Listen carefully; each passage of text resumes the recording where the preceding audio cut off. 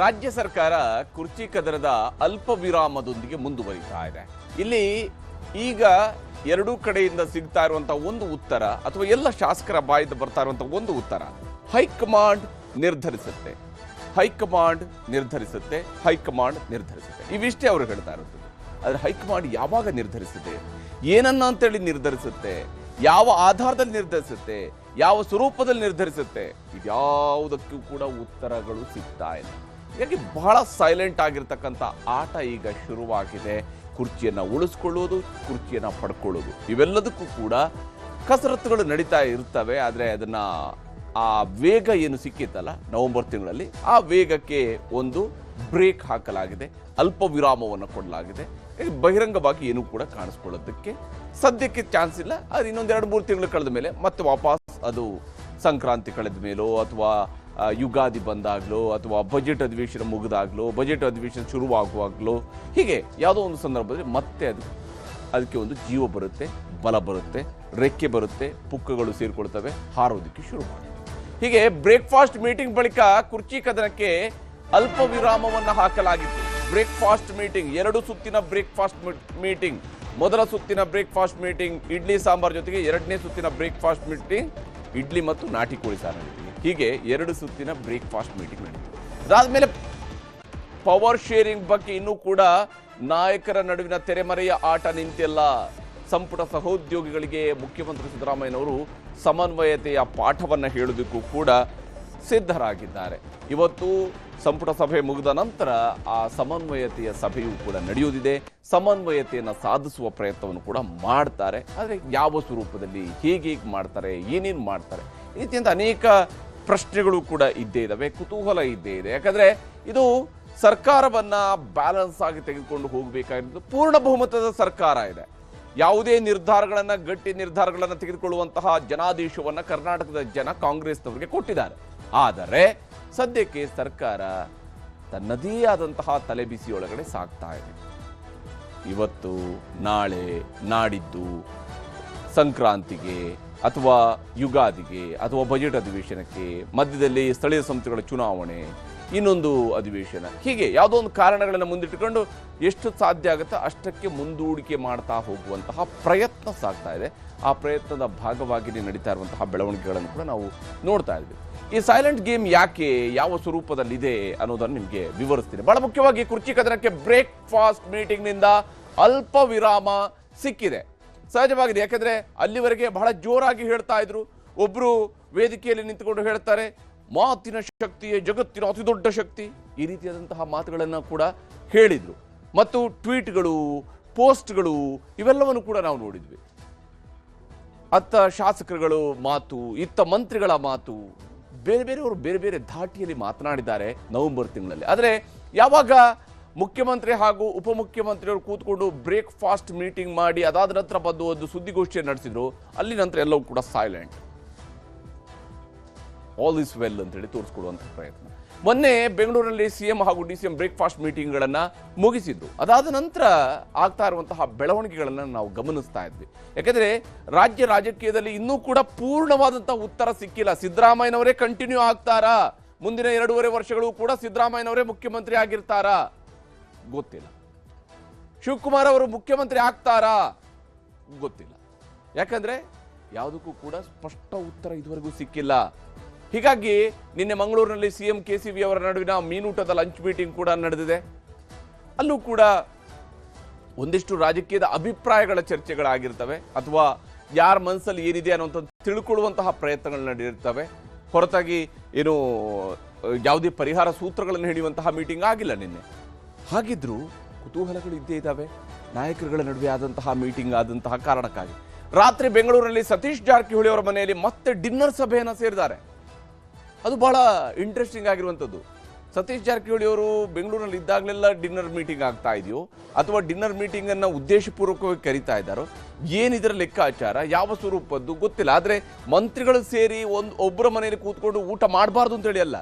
ಯಾಕಂದರೆ ಅವ್ರ ಗೆಳೆಯರು ಕೂಡ ಆಗಿರ್ಬೋದು, ಆತ್ಮೀಯರಾಗಿರ್ಬೋದು, ಆಪ್ತರಾಗಿರ್ಬೋದು, ಸ್ನೇಹಿತರಾಗಿರ್ಬೋದು, ಜೊತೆಗೆ ಊಟ ಮಾಡೋಣ, ಖುಷಿಯಾಗಿರೋಣ ಅನ್ನೋಂಥ ಕಾರಣಕ್ಕಾಗಿ ಇರ್ಬೋದು. ಆದರೆ ರಾಜಕೀಯದಲ್ಲಿ ಈ ರೀತಿಯಂಥ ಬೆಳವಣಿಗೆಗಳಾದಾಗ ಸಹಜವಾಗಿಯೇ ಕುತೂಹಲ ಇರುತ್ತೆ. ಮತ್ತು ಈ ಕುರ್ಚಿಯ ಚದುರಂಗದಾಟ ನಡೀತಾ ಇದೆಯಲ್ಲ, ಇದರಲ್ಲಿ ಆಗುವ ಪ್ರತಿ ಸಭೆಯೂ ಕೂಡ ಕುತೂಹಲವನ್ನು ಮೂಡಿಸ್ತಾ ಇದೆ. ಸತೀಶ್ ಜಾರಕಿಹೊಳಿ ಅವರ ಮನೆಯಲ್ಲಿ ನಡೆದಂತಹ ಮೀಟಿಂಗ್ನಲ್ಲಿ ಪರಮೇಶ್ವರ್ ಅವರು, BK ಹರಿಪ್ರಸಾದ್ ಅವರೆಲ್ಲ ಭಾಗಿಯಾಗಿದ್ರು. ಸಂಪುಟ ಸದಸ್ಯರನ್ನ ವಿಶ್ವಾಸಕ್ಕೆ ತೆಗೆದುಕೊಳ್ಳೋದಕ್ಕೆ ಮುಖ್ಯಮಂತ್ರಿಯವರು ಕೂಡ ಪ್ಲಾನ್ ಅನ್ನ ಮಾಡ್ತಾ ಇದ್ದಾರೆ. ಯಾಕಂದ್ರೆ ಅಂತಿಮವಾಗಿ ಸಿದ್ದರಾಮಯ್ಯನವರ ಪರವಾಗಿ ಎಷ್ಟು ಜನ ಮಂತ್ರಿಗಳು ಅವರ ಪರವಾಗಿ ದೃಢವಾಗಿ ನಿಂತಿರ್ತಾರೋ ಅಲ್ಲಿ ತನಕ ಸಿದ್ದರಾಮಯ್ಯನವರ ಕುರ್ಚಿಯನ್ನು ಅಷ್ಟು ಸುಲಭವಾಗಿ ಅಲುಗಾಡಿಸೋದಕ್ಕೆ ಆಗುವುದಿಲ್ಲ. ಹೈಕಮಾಂಡ್ ನಿರ್ಧಾರವೂ ಕೂಡ ಹಿರಿಯ ಸಚಿವರುಗಳ, ಹಿರಿಯ ಶಾಸಕರುಗಳ, ಹಿರಿಯ ನಾಯಕರುಗಳ ಅಭಿಪ್ರಾಯ ಆಧಾರಿತವಾಗಿದೆಯೇ ಹೊರತು ಅದೇನು ಆಕಾಶದಿಂದ ಉದುರುವಂತಹ ನಿರ್ಧಾರಗಳು ಆಗಿರೋದಿಲ್ಲ. ಸಚಿವ ಸಂಪುಟ ಸಭೆಯ ಬಳಿಕ ಪ್ರತ್ಯೇಕವಾಗಿ ಸಚಿವರ ಜೊತೆಗೂ ಕೂಡ ಇವತ್ತು ಮುಖ್ಯಮಂತ್ರಿ ಸಿದ್ದರಾಮಯ್ಯನವರು ಮೀಟಿಂಗ್ ಅನ್ನು ನಡೆಸಲಿದ್ದಾರೆ. ಮೊದಲಿಗೆ ಎಲ್ಲ ಅಜೆಂಡಾ ಏನೇನಿರುತ್ತೆ ಅವುಗಳಿಗೆ ಅಪ್ರೂವಲ್ ಕೊಡುವಂಥದ್ದು ಸಚಿವ ಸಂಪುಟ ಸಭೆಯಲ್ಲಿರುವಂಥದ್ದು. ಆದರೆ ಅದಾದ ನಂತರ ಒಂದು ಅನೌಪಚಾರಿಕ ಅಧಿಕಾರಿಗಳನ್ನು ಹೊರಗೆ ಕಳಿಸಿ ಅನೌಪಚಾರಿಕವಾದಂತಹ ಒಂದು ಸಭೆ ನಡೆಯುವುದಿದೆ. ಆ ಸಭೆಯಲ್ಲಿ ಬಹಳಷ್ಟು ವಿಚಾರಗಳ ಬಗ್ಗೆ ಚರ್ಚೆ ಆಗಬಹುದು. ಸಚಿವ ಸಂಪುಟ ಸಭೆಯ ಬಳಿಕ ಪ್ರತ್ಯೇಕವಾಗಿ ಸಚಿವರ ಜೊತೆಗೆ ಮೀಟಿಂಗ್ ಅನ್ನು ಕರೆದಿದ್ದಾರೆ CM ಸಿದ್ದರಾಮಯ್ಯನವರು. ಅಲ್ಲಿ ಬಹಳ ಇಂಟ್ರೆಸ್ಟಿಂಗ್ ಆಗಿರ್ತಕ್ಕಂಥ ಚರ್ಚೆಗಳಾಗ್ತವೆ ಅಂತೇಳಿ ನಿರೀಕ್ಷಿಸಲಾಗ್ತಾ ಇದೆ. ವಿಶೇಷವಾಗಿ ಮುಂದಿನ ಅಧಿವೇಶನಕ್ಕೆ ಸಂಬಂಧಪಟ್ಟಂತೆ, ಅದರ ಕಾರ್ಯಸೂಚಿಗೆ ಸಂಬಂಧಪಟ್ಟಂತೆಯೂ ಚರ್ಚೆ ಆಗಬಹುದು. ಆ ವಿಚಾರಗಳ ಬಗ್ಗೆ ಸಿದ್ದರಾಮಯ್ಯನವರು ಮಾತಾಡ್ಬೋದು, ಇತರೆ ಸಚಿವರುಗಳು ಕೂಡ ತಮ್ಮ ಅಭಿಪ್ರಾಯಗಳನ್ನು ಶೇರ್ ಮಾಡ್ಕೊಳ್ಬೋದು. ಏನು ಮಾಡೋಣ, ಮುಂದೆ ಏನು ಮಾಡೋಣ ಅನ್ನೋದರ ಬಗ್ಗೆ ತೀರ್ಮಾನಗಳನ್ನು ಕೈಗೊಳ್ಳಬಹುದು. ಇದರ ನಡುವೆ ಮುಖ್ಯಮಂತ್ರಿ ಸಿದ್ದರಾಮಯ್ಯನವರು ಬೆಂಗಳೂರಿನಲ್ಲಿ ಇದ್ದರೆ DCM DK ಶಿವಕುಮಾರ್, ನಿನ್ನೆ ಮುಖ್ಯಮಂತ್ರಿಯವರು ಮಂಗಳೂರಿಗೆ ಹೋಗಿದ್ದರೆ DCM DK ಶಿವಕುಮಾರ್ ಅವರು ದೆಹಲಿಗೆ ಹೋಗಿದ್ದರು. ದೆಹಲಿ ಪರ್ಯಟನೆಯನ್ನು ಮುಗಿಸಿ ಬಂದಿದ್ದಾರೆ. ನಿನ್ನೆಷ್ಟೇ ದಿಢೀರ್ ಅಂತೇಳಿ ದೆಹಲಿಗೆ ಹೋಗಿದ್ರು ಶಿವಕುಮಾರ್ ಅವರು ಕೂಡ ಹೇಳಿದ್ದಾರೆ, ನಾನು ಹೋಗ್ತಾ ಇರೋದು ಒಂದು ಖಾಸಗಿ ಕಾರ್ಯಕ್ರಮಕ್ಕೆ ಇದ್ದಾಳೆ. ಅವರು ಹೋಗಿರುವಂಥದ್ದು ರಾತ್ರಿ ಮದುವೆ ಕಾರ್ಯಕ್ರಮದಲ್ಲಿ ಭಾಗಿಯಾಗಿದ್ದಾರೆ. ಮದುವೆ ಕಾರ್ಯಕ್ರಮಕ್ಕಾಗಿಯೇ ಹೋಗಿದ್ದೀನಿ ಅನ್ನೋದನ್ನು ಕೂಡ ಶಿವಕುಮಾರ್ ಅವರು ಸ್ಪಷ್ಟವಾಗಿ ಹೇಳಿದ್ದಾರೆ. ಅದರಲ್ಲಿ ಯಾವುದೇ ಅನುಮಾನಗಳಿಲ್ಲ. ಯಾಕಂದರೆ ಅವರು ನಾನು ಮದುವೆಗೆ ಹೋಗುವಂತಹ ಕಾರ್ಯಕ್ರಮವನ್ನು ಇಟ್ಟುಕೊಂಡು ಕೂಡ ಕೆಲವು ನಾಯಕರುಗಳು ಏನು ಮಾಡ್ತಾರೆ ಅಂದರೆ, ಹೋಗೋದು ಮದುವೆ ಕಾರ್ಯಕ್ರಮ ಆದರೂ ಕೂಡ ನಾವು ದೆಹಲಿಗೆ ಹೋಗೋದು ಹೈಕಮಾಂಡ್ ನಾಯಕರನ್ನ ಭೇಟಿಗೆ ಇದೆಲ್ಲ ಹೇಳಿ ಹೋಗ್ತಾರೆ. ಶಿವಕುಮಾರ್ ಅವರು ಆ ರೀತಿಯಾಗೆಲ್ಲ ಹೇಳಿಲ್ಲ. ಬದಲಿಗೆ ಅವರು ಹೇಳಿದ್ದಾರೆ, ನಾನು ದೆಹಲಿಗೆ ಹೋಗ್ತಾ ಇದ್ದೀನಿ, ಒಂದು ಮದುವೆ ಕಾರ್ಯಕ್ರಮದಲ್ಲಿ ಖಾಸಗಿ ಕಾರ್ಯಕ್ರಮಕ್ಕಾಗಿ ಹೋಗ್ತಾ ಇದ್ದೀನಿ ಅಂತ ಹೇಳಿದರು. ಅದರ ಪ್ರಕಾರವಾಗಿ ಹೋಗಿದ್ದಾರೆ ಮತ್ತು ಅಲ್ಲಿ ಅಧಿಕಾರಿಗಳ ಜೊತೆ ಕೂಡ ಒಂದು ಸಭೆ ಮಾಡೋದಿದೆ ಅಂತ ಕೂಡ ಹೇಳಿದರು.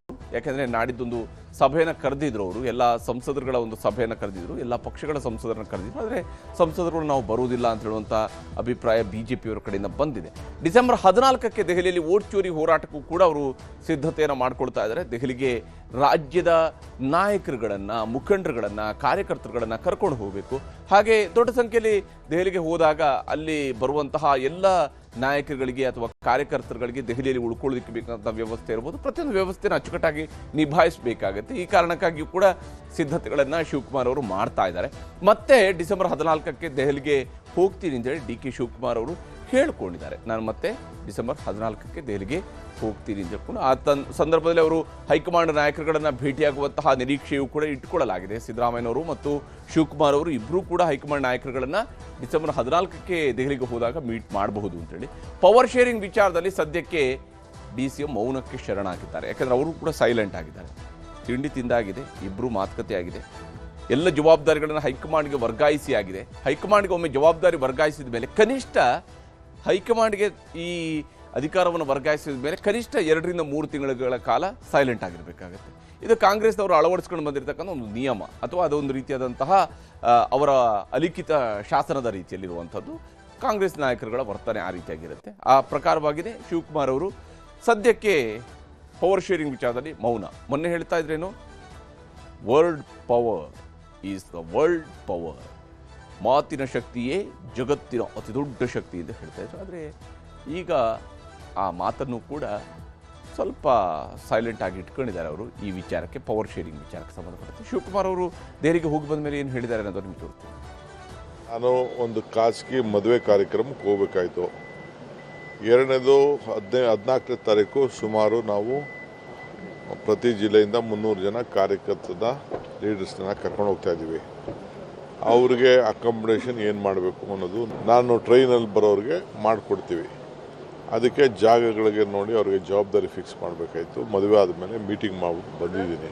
ಸೊ ಆ ವಿಚಾರದಲ್ಲೆಲ್ಲ ಚರ್ಚೆ ಮಾಡೋಕ್ಕೆ ಹೋಗಿದೆ. ಮದುವೆ ಮುಗಿಸ್ಕೊಂಡೆ ವಾಪಸ್ ಬೆಳಗ್ಗೆ ರಾತ್ರಿ ಹೋದವನು ಬೆಳಗ್ಗೆ ಬರ್ತಾಯಿದ್ದೆ. ಹೀಗೆ ಮದುವೆಗೆ ಹೋಗಿದ್ದೆ, ರಾತ್ರಿ ಹೋದವನು ಬೆಳಗ್ಗೆ ವಾಪಸ್ ಬರ್ತಾ ಇದ್ದೀನಿ ಅಂತ ಹೇಳ್ಕೊಂಡು ಶಿವಕುಮಾರ್ ಅವರು ಹೇಳಿದ್ದಾರೆ. ಹಾಗೆಯೇ 14ರ ಪ್ರತಿಭಟನೆ, ಅದಕ್ಕೆ ಬೇಕಾದಂಥ ತಯಾರಿ, ಬೇಕಾಗಿರುವಂತಹ ಉಳ್ಕೊಳ್ಳುವ ವ್ಯವಸ್ಥೆ, ಇವೆಲ್ಲದರ ಬಗ್ಗೆ ಕೂಡ ಮಾತಾಡ್ಕೊಂಬರಕ್ಕೆ ಹೋಗಿದೆ ಅಂತ ಹೇಳಿದ್ದಾರೆ. ಇದರ ನಡುವೆ ಸಿದ್ದರಾಮಯ್ಯನವರು ಒಗ್ಗಟ್ಟಿನ ಪಾಠವನ್ನು ತಮ್ಮ ಸಚಿವ ಸಂಪುಟದ ಸಹೋದ್ಯೋಗಿಗಳಿಗೆ ನೀಡಲಿದ್ದಾರೆ, ಅಂಥದ್ದೊಂದು ಪಾಠವನ್ನು ಹೇಳಲಿದ್ದಾರೆ. ಕುರ್ಚಿ ವಿಚಾರ ಮುಂದಿಟ್ಕೊಂಡು ಬಿಜೆಪಿಯವರು ಹೋರಾಟಕ್ಕೆ ಸಿದ್ಧತೆಗಳನ್ನು ಮಾಡಿಕೊಂಡಿದ್ದಾರೆ. ಇಂತಹ ಸಂದರ್ಭದಲ್ಲಿನೇ ಸಿದ್ದರಾಮಯ್ಯನವರು ಕೂಡ ತಮ್ಮ ಸಂಪುಟದ ಸಹೋದ್ಯೋಗಿಗಳಲ್ಲಿ ಯಾರೂ ಕೂಡ ಒಡಕಿನ ಮಾತುಗಳು ಬರಬಾರ್ದು, ಯಾವುದೇ ಕಾರಣಕ್ಕೂ ಒಡಕಿನ ಮಾತು ಬರಬಾರ್ದು. ಅದು ಯಾಕಂದರೆ ಮುಖ್ಯಮಂತ್ರಿಯವರ ಮೇಲೆ ಇಡೀ ಸಂಪುಟ ವಿಶ್ವಾಸವನ್ನು ಹೊಂದಿದೆ ಅನ್ನುವಂಥದ್ದು ಸದನದಲ್ಲಿ ಅಥವಾ ಪ್ರತಿಪಕ್ಷದವರ ಎದುರುಗಡೆ, ಎದುರಾಳಿಗಳ ಎದುರುಗಡೆ ಆ ರೀತಿಯಾಗಿ ತೋರಿಸ್ಕೊಳ್ಬೇಕಾಗುತ್ತೆ. ಸರ್ಕಾರದ ವಿರುದ್ಧ ಅವಿಶ್ವಾಸ ನಿರ್ಣಯ ಅಸ್ತ್ರ ಪ್ರಯೋಗಕ್ಕೆ ಚಿಂತನೆಯನ್ನು ಪ್ರತಿಪಕ್ಷ ಬಿಜೆಪಿಯವರು ಮಾಡ್ತಾ ಇದ್ದಾರೆ. ಸರ್ಕಾರದ ವಿರುದ್ಧ ಅವಿಶ್ವಾಸ ನಿರ್ಣಯದ ಅಸ್ತ್ರವನ್ನು ಬಳಕೆ ಮಾಡೋದಕ್ಕೆ. ಅವಿಶ್ವಾಸ ನಿರ್ಣಯ ಬಳಕೆ ಮಾಡಿದ ತಕ್ಷಣವೇ ಸರ್ಕಾರ ಬಿದ್ದೋಗುತ್ತೆ ಅಂತ ಹೇಳಿ ಅಲ್ಲ. ಸರ್ಕಾರದ ಕಾರ್ಯವೈಖರಿಯ ವಿಚಾರದಲ್ಲಿ ಅವಿಶ್ವಾಸ ನಿರ್ಣಯವನ್ನು ಮಂಡಿಸುವಂಥದ್ದು ಪ್ರಜಾಸತ್ತಾತ್ಮಕವಾಗಿ ಪ್ರತಿಪಕ್ಷಗಳಿರುವಂತಹ ಅಧಿಕಾರ, ಅದನ್ನು ಬಳಕೆ ಮಾಡಿಕೊಳ್ಬೇಕು. ಅದು ಯಾವುದೇ ಸರ್ಕಾರಗಳ ವಿರುದ್ಧವೂ ಕೂಡ, ಯಾವುದೇ ಪ್ರತಿಪಕ್ಷ ಯಾವುದೇ ಸರ್ಕಾರಗಳ ವಿರುದ್ಧವೂ ಕೂಡ ಮಾಡುತ್ತೆ. ಅದು ಸಹಜವಾಗಿರುವಂತಹ ಅಧಿಕಾರ ಅವರಿಗೆ. ಬಿಜೆಪಿ ವಿರುದ್ಧ ಪ್ರತ್ಯಸ್ತ್ರವನ್ನು ಹೂಡೋದಕ್ಕೆ ರಾಜ್ಯ ಸರ್ಕಾರ ಸಜ್ಜಾಗಿದೆ. ಆ ಸಿದ್ಧತೆಯನ್ನು ರಾಜ್ಯ ಸರ್ಕಾರವು ಕೂಡ ಮಾಡ್ತಾ ಇದೆ. ಅದಕ್ಕೆ ಪೂರಕವಾಗಿಯೇ ಸಿಎಂ ಸಿದ್ದರಾಮಯ್ಯನವರು ಇದೇ ವಿಚಾರವಾಗಿ ಸಚಿವರ ಜೊತೆಗೆ ಮುಖ್ಯಮಂತ್ರಿ ಸಿದ್ದರಾಮಯ್ಯನವರು ಮೀಟಿಂಗನ್ನು ಮಾಡ್ತಾ ಇದ್ದಾರೆ. ಅವ್ರ ಜೊತೆಗೆ ಒಂದು ಸಭೆಯನ್ನು ನಡೆಸಿ ಅದರ ಮೂಲಕವಾಗಿ ಏನು ಮಾಡೋಣ, ಏನು ಮಾಡಬೇಕು, ಯಾವ ರೀತಿಯಾಗಿ ಎದುರಿಸಬೇಕು, ಎಲ್ಲದಕ್ಕೂ ಕೂಡ ಈಗಲಿಂದಲೇ ತಯಾರಿಗಳು ಬೇಕಾಗುತ್ತೆ. ಮತ್ತು ಅವರವರ ಇಲಾಖೆಗೆ ಸಂಬಂಧಪಟ್ಟಂತೆ ತರುವಂತಹ ಕಾನೂನುಗಳ ವಿಚಾರ ಇರ್ಬೋದು, ಯಾವೆಲ್ಲ ಶಾಸನಗಳಿಗೆ ತಿದ್ದುಪಡಿಯನ್ನು ತರೋದಕ್ಕೆ ಹೊರಟಿದ್ದಾರಲ್ಲ, ಆ ವಿಚಾರಗಳ ಬಗ್ಗೆಯೂ ಕೂಡ ಸಿದ್ದರಾಮಯ್ಯನವರು ಇವತ್ತು ಅನೌಪಚಾರಿಕ ಸಭೆಯಲ್ಲಿ ಮಾತುಕತೆಯನ್ನು ನಡೆಸಬಹುದು. ಅಧಿವೇಶನದಲ್ಲಿ ಒಗ್ಗಟ್ಟು ಪ್ರದರ್ಶಿಸಬೇಕು ಅಂತ ಹೇಳಿ ಸಿಎಂ ಸಿದ್ದರಾಮಯ್ಯನವರು ಈ ಸಭೆಯಲ್ಲಿ ಸೂಚನೆಯನ್ನು ನೀಡ್ತಾ ಇದ್ದಾರೆ. ಇದರ ಜೊತೆಗೇ ವಿಶೇಷವಾಗಿ ಜಾತಿ ಗಣತಿ ಪ್ರಕ್ರಿಯೆಗಳೆಲ್ಲವೂ ಕೂಡ ಮುಗ್ದಿರೋದ್ರಿಂದಾಗಿ ಗಣತಿ ಮಾಡುವ ಪ್ರಕ್ರಿಯೆ ಮುಗ್ದಿದೆ. ಅಂದರೆ ಮಾಹಿತಿ ಸಂಗ್ರಹದ ಸ್ಯಾಂಪಲ್ ಕಲೆಕ್ಷನ್ ಪ್ರಕ್ರಿಯೆ ಮುಗ್ದಿದೆ. ಇದರ ಅಪ್ಡೇಟ್ಸ್ ಕೂಡ ಸಿದ್ದರಾಮಯ್ಯನವರ ಕೈಯಲ್ಲಿರುತ್ತೆ. ಹೀಗಾಗಿ ಆ ವಿಚಾರದಲ್ಲೂ ಕೂಡ ಸಿದ್ದರಾಮಯ್ಯನವರು ಸಚಿವರುಗಳಿಗೆ ಒಂದಿಷ್ಟು ಮಾಹಿತಿಯನ್ನು ಹಂಚಿಕೊಳ್ಬೋದು. ಕುರ್ಚಿ ಬಿಕ್ಕಟ್ಟಿನ ವಿಚಾರದಲ್ಲಿ ವಿಪಕ್ಷಗಳನ್ನು ಎದುರಿಸೋದಕ್ಕೆ ಬೇಕಂತ ಸಿದ್ಧತೆಯನ್ನು ಸಿದ್ದರಾಮಯ್ಯನವರು ಕೂಡ ಮಾಡ್ತಾ ಇದ್ದಾರೆ. ಯಾಕಂದರೆ ಅಧಿವೇಶನ ಅಂತ ಹೇಳಿದಾಗ ಅಲ್ಲಿ ಹೇಗೆ ಸರ್ಕಾರ ತನ್ನನ್ನು ತಾನು ಸಮರ್ಥಿಸ್ಕೊಳ್ಬೇಕು, ಯಾವುದೇ ಮುಜುಗರಗಳಿಗೆ ಒಳಗಾಗಬಾರ್ದು ಅನ್ನೋಂತಹ ವಿಚಾರಗಳು. ಇನ್ನು ಡಿಸೆಂಬರ್ 9ರಂದು ಬೆಳಗಾವಿಯಲ್ಲಿ CLP ಸಭೆಯೂ ಕೂಡ ಫಿಕ್ಸ್ ಆಗಿದೆ. ಸಹಜವಾಗಿಯೇ ಸದನ ನಡೆಯುವಾಗ CLP ಸಭೆಯನ್ನು ಮಾಡಬೇಕಾಗುತ್ತೆ, ಶಾಸಕಾಂಗ ಪಕ್ಷದ ಸಭೆಯನ್ನು ಮಾಡಬೇಕಾಗುತ್ತೆ. ಶಾಸಕರ ಅಹವಾಲುಗಳನ್ನು, ಅವರ ಅನಿಸಿಕೆಗಳನ್ನು, ಅವರ ವಿಶ್ವಾಸಗೊಳ್ಳುವಂಥದ್ದು, ಅವ್ರನ್ನ ಸದನದಲ್ಲಿ ಪಾಲ್ಗೊಳ್ಳುವಂತೆ ಪ್ರೇರೇಪಿಸುವಂಥದ್ದು ಎಲ್ಲ ವಿಚಾರಗಳು ಕೂಡ ಇರ್ತವೆ ಅಲ್ಲಿ. ಹಾಗಾಗಿ ಇವತ್ತು ಸಚಿವರು ಮತ್ತು ಶಾಸಕರ ನಡುವೆ ಸಮನ್ವಯತೆಯ ಸಾಧಿಸೋದಕ್ಕಾಗಿ ಒಂದು ಸಭೆಯನ್ನು ಕೂಡ ಕರೆದಿದ್ದಾರೆ. CLP ಸಭೆಯನ್ನು ಕೂಡ ಕರೆದಿದ್ದಾರೆ 9ನೇ ತಾರೀಕಿನಂದು. ಅಲ್ಲಿ ಶಾಸಕರು ಏನಾದರೂ ವಿಚಾರಗಳನ್ನು ಹೇಳಿದರೆ ಅದಕ್ಕೆ ಸಚಿವರುಗಳು ಹೇಗೆ ಅದಕ್ಕೆ ಸಂಯಮದಿಂದ ಉತ್ತರವನ್ನು ಕೊಡಬೇಕಾಗುತ್ತೆ ಅನ್ನೋಂತಹ ವಿಷಯದಲ್ಲೂ ಕೂಡ ತಯಾರಿ ಮಾಡಬೇಕಾಗುತ್ತೆ. ಅಧಿವೇಶನದಲ್ಲಿ ವಿಪಕ್ಷಗಳನ್ನು ಎದುರಿಸೋದಕ್ಕೆ ಮುಖ್ಯಮಂತ್ರಿ ಸಿದ್ದರಾಮಯ್ಯನವರು ರಣತಂತ್ರವನ್ನು ರೂಪಿಸ್ತಾ ಇದ್ದಾರೆ. ಹೀಗೆ ಎಲ್ಲ ರೀತಿಯಲ್ಲಿ ಸಿದ್ಧತೆಗಳನ್ನು ಸಿದ್ದರಾಮಯ್ಯನವರು ಮಾಡ್ತಾ ಇರೋದು ಸ್ಪಷ್ಟವಾಗಿ ಗೋಚರಿಸ್ತಾ ಇದೆ ಅಧಿವೇಶನಕ್ಕೆ ಪೂರಕವಾಗಿ. ಆದರೆ ಏನೇ ತಯಾರಿ ಮಾಡಿಕೊಂಡ್ರು, ಎಷ್ಟೇ ಹೋಮ್ವರ್ಕ್ ಮಾಡ್ಕೊಂಡು ಬಂದರೂ ಕೂಡ ಇಲ್ಲಿ ಆಲ್ರೆಡಿ ಲೀಕ್ ಆಗಿರ್ತಕ್ಕಂತಹ ಕೆಲವೊಂದು ಕ್ವಶನ್ಸ್ ಇರ್ತಾವಲ್ಲ, ಅವುಗಳಿಗೆ ಉತ್ತರ ಕೊಡಬೇಕಾಗತ್ತೆ. ಅವುಗಳ ಸಂಬಂಧಪಟ್ಟಂತಹ ತಯಾರಿಯನ್ನು ಎದುರಾಳಿಗಳು ಕೂಡ ಮಾಡ್ಕೊಂಡಿರ್ತಾರೆ. ಇವರು ಲೀಕ್ ಆಗಿರುವಂತಹ ಪ್ರಶ್ನೆಗಳಿದ್ದಾವೆ. ಅದು ಯಾವ ರೀತಿ ಅಂತ ಹೇಳಿದರೆ, ಸರ್ಕಾರದಲ್ಲಿ ಒಗ್ಗಟ್ಟಿಲ್ಲ, ಸರ್ಕಾರದಲ್ಲಿ ನಾಯಕತ್ವದ ಒಮ್ಮತ ಇಲ್ಲ, ಈ ರೀತಿಯಾದಂಥದ್ದನ್ನು ಆಲ್ರೆಡಿ ಪ್ರದರ್ಶನಕ್ಕೆ ಇಟ್ಟಿದ್ರು ಕಾಂಗ್ರೆಸ್ನವರು. ರಾಜ್ಯ ಸರ್ಕಾರ ದೊಡ್ಡ ಬಹುಮತದ ಸರ್ಕಾರ ಪ್ರದರ್ಶನಕ್ಕೆ ಇಟ್ಟಿದ್ರಲ್ಲ, ಆ ವಿಚಾರ ಈಗ ಪ್ರತಿಪಕ್ಷಗಳಿಗೆ ಅಸ್ತ್ರ ಆಗುತ್ತೆ. ಪ್ರತಿಪಕ್ಷ ಬಿಜೆಪಿ ಅವಿಶ್ವಾಸ ನಿರ್ಣಯ ಮಂಡಿಸಿದರೆ ಯಶಸ್ವಿಯಾಗಿ ಎದುರಿಸಬೇಕಾಗಿರೋದು ಈಗ ಕಾಂಗ್ರೆಸ್ಗಿರುವಂತಹ ಅತಿ ದೊಡ್ಡ ಸವಾಲು. ಅದರಲ್ಲಿ ಈ ಸವಾಲಿನ ಸಂದರ್ಭದಲ್ಲಿ ಕೆಲವೊಂದು ವಿಚಾರಗಳಿಗೆ ಹೇಗೆ ಜಾಣತನದ ಉತ್ತರವನ್ನು ಕೊಡಬೇಕಾಗುತ್ತೆ ಅನ್ನೋದು ಕೂಡ ಅಷ್ಟೇ ಮುಖ್ಯ. ಕೆಲವು ಶಾಸಕರಿಂದಲೇ DK ಶಿವಕುಮಾರ್ ಅವರು CM ಆಗಬೇಕು ಅನ್ನುವಂಥ ಇಂಗಿತ ವ್ಯಕ್ತ ಆಗಿದೆ. ಅದು ಆಂತರಿಕ ಅಲ್ಲ, ಈಗ ಅದು ಬಹಿರಂಗ ವಿಚಾರ. ಶಿವಕುಮಾರ್ ಅವರು CM ಆಗಬೇಕು ಅನ್ನುವಂತಹ ಕಾಂಗ್ರೆಸ್ನ ಒತ್ತಾಯ ಇವತ್ತು ಬಹಿರಂಗ ಚರ್ಚೆಯ ವಿಚಾರ ಹೊರತು ಅದು ಆಂತರಿಕ ವಿಚಾರ ಅಲ್ಲ. ಈಗ ಅದು ಯಾಕೆಂದರೆ ಬಹಿರಂಗವಾಗಿ ಶಾಸಕರುಗಳು ಮಾತನಾಡಿದ್ದಾರೆ. ದೆಹಲಿಗೆ ಹೋಗಿ ಬಂದಿದ್ದಂತಹ ಕಾಂಗ್ರೆಸ್ ಶಾಸಕರ ನಿಯೋಗದಿಂದಲೂ ಕೂಡ ಅಂತಹದ್ದೇ ಅಭಿಪ್ರಾಯಗಳು ವ್ಯಕ್ತವಾಗಿದ್ದಾವೆ. ಶಿವಕುಮಾರ್ ಅವರ ಬಗ್ಗೆ ಒಂದು ಒಳ್ಳೆಯ ಸುದ್ದಿಯನ್ನು ನಾವು ನಿರೀಕ್ಷೆ ಮಾಡ್ತೀವಿ ಅಂತ ಒಬ್ಬರು ಶಾಸಕರು ಹೇಳ್ತಾರೆ. ಅವ್ರಿಗೆ ಶ್ರಮಕ್ಕೆ ಫಲ ಸಿಗಬೇಕು ಅಂತ ಹೇಳಿದ್ದಾರೆ. ಅವ್ರನ್ನ ಮುಖ್ಯಮಂತ್ರಿಯಾಗಿ ನೋಡಬೇಕು ಅಂತ ಹೇಳಿದ್ದಾರೆ.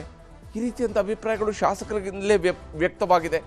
ಆ ವಿಚಾರದಲ್ಲಿ ಈಗಾಗಲೇ ಸರ್ಕಾರದಲ್ಲಿರುವಂತಹ ಗುಟ್ಟು ಲೀಕ್ ಆಗಿದೆ. ಅದು ಪ್ರತಿಪಕ್ಷದ ಕೈಯಲ್ಲಿರುವಂತಹ ಬಹಳ ದೊಡ್ಡ ಅಸ್ತ್ರ. ಅದನ್ನು ಪ್ರತಿಪಕ್ಷ ಹೇಗೆ ಮಾತಿನ ಅಸ್ತ್ರವಾಗಿ ಬಳಕೆ ಮಾಡಿಕೊಳ್ಳುತ್ತೆ ಅನ್ನೋದು ಪ್ರತಿಪಕ್ಷದ ಕ್ಷಮತೆಯನ್ನು ಆಧರಿಸಿರುತ್ತೆ. ಪ್ರತಿಪಕ್ಷ ನಾಯಕರಿಗಿರುವಂತಹ ಕ್ಷಮತೆ ಅದನ್ನು ತೋರಿಸಬೇಕಾಗತ್ತೆ.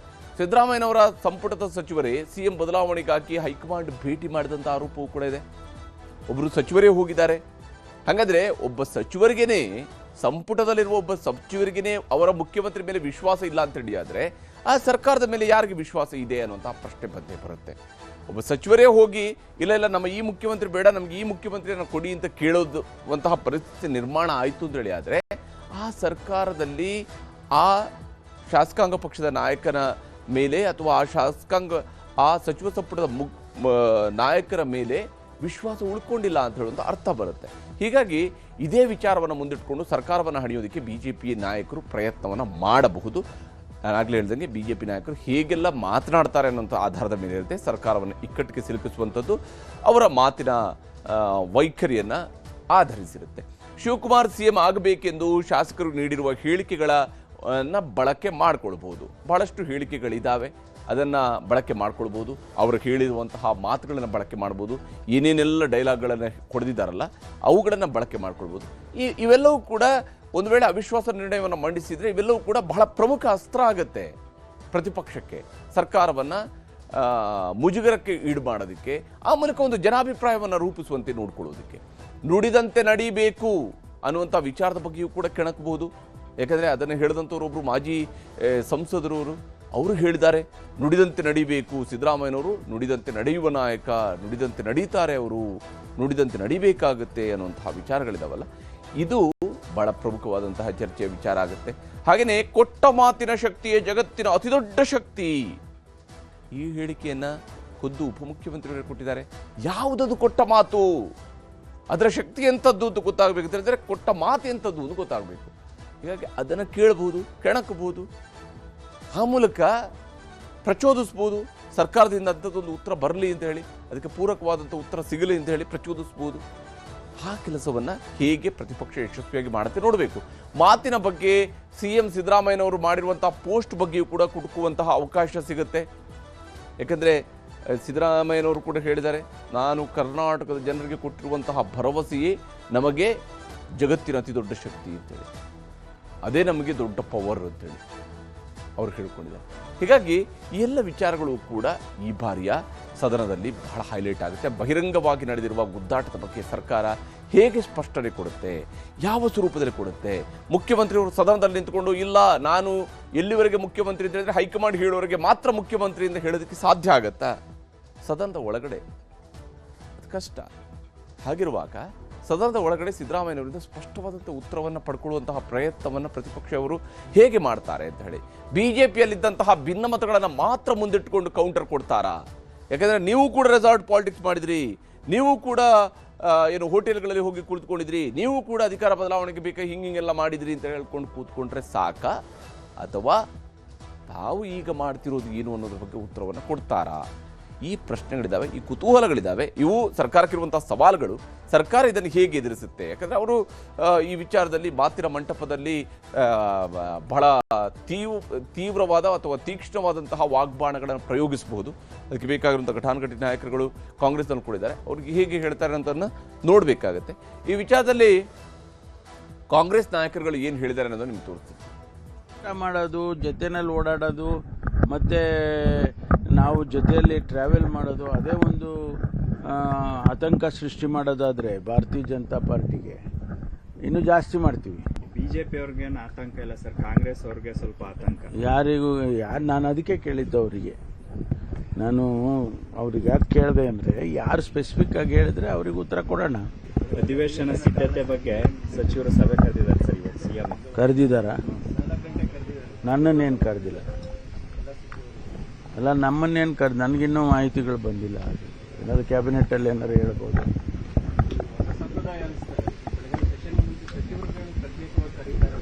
ಅದು ಅವರ ವಿವೇಚನೆಗೆ ಬಿಟ್ಟಿದ್ದು. ಮುಖ್ಯಮಂತ್ರಿಗಳಿಗೆ ಹಿಂಗೆ ನೀವು ಮಾಡಬೇಕು ಅಂತ ಯಾರಾದರೂ ಹೇಳೋಕ್ಕಾಗತ್ತಾ? ಅವರು ಸಭೆ ಕರೆಯೋದಾಗಲಿ ಅಥವಾ ಅವರು ಚರ್ಚೆ ಮಾಡೋದಾಗಲಿ ಅದನ್ನೆಲ್ಲ ನಿಯಂತ್ರಣ ಮಾಡೋದಕ್ಕಾಗೋದಿಲ್ಲ. ನಾನು ಪಕ್ಕದಲ್ಲೇ ಕೂತಿದ್ನಪ್ಪ 2 ಗಂಟೆ.